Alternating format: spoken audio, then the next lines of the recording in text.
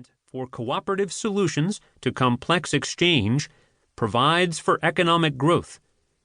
Not all human cooperation is socially productive, of course.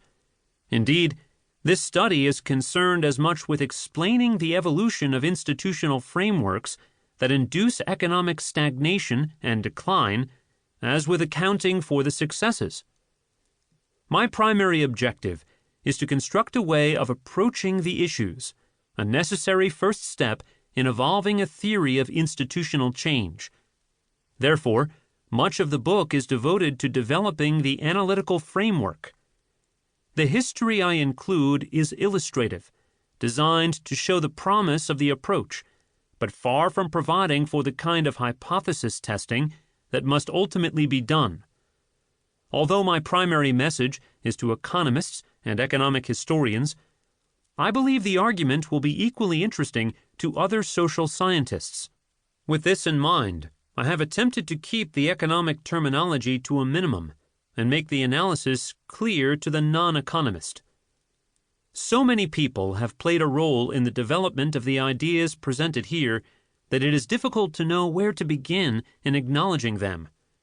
The first draft of this manuscript was written while I was a fellow at the Center for Advanced Study in the Behavioral Sciences, supported by grant number BNS 8700864 of the National Science Foundation.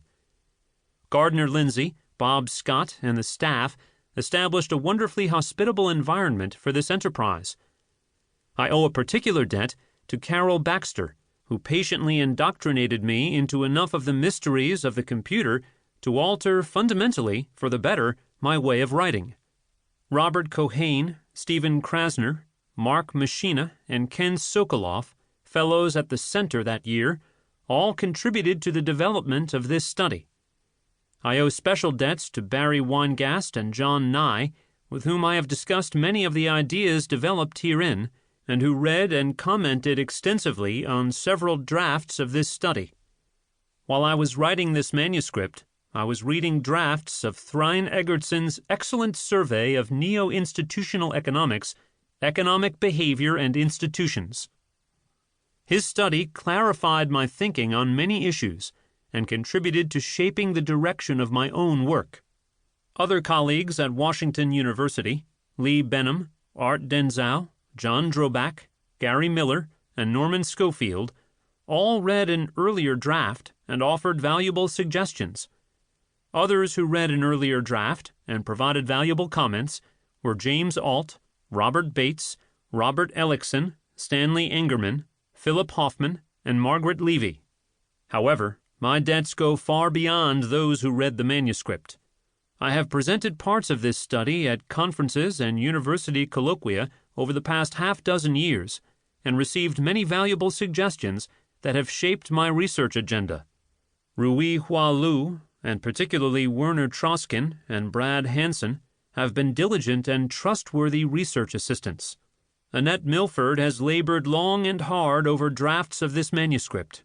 Last, but certainly not least, Elizabeth Case has translated my inelegant prose into the English language. More than that, she has borne with me through dejection and inspiration as this study has evolved. Benzonia, Michigan, January 1990. Part 1. Institutions. 1.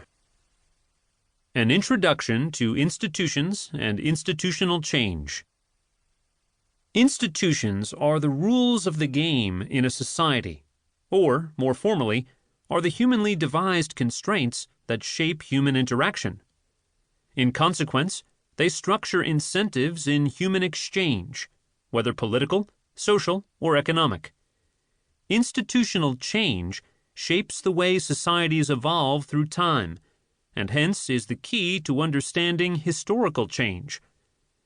That institutions affect the performance of economies is hardly controversial. That the differential performance of economies over time is fundamentally influenced by the way institutions evolve is also not controversial. Yet neither current economic theory nor cliometric history shows many signs of appreciating the role of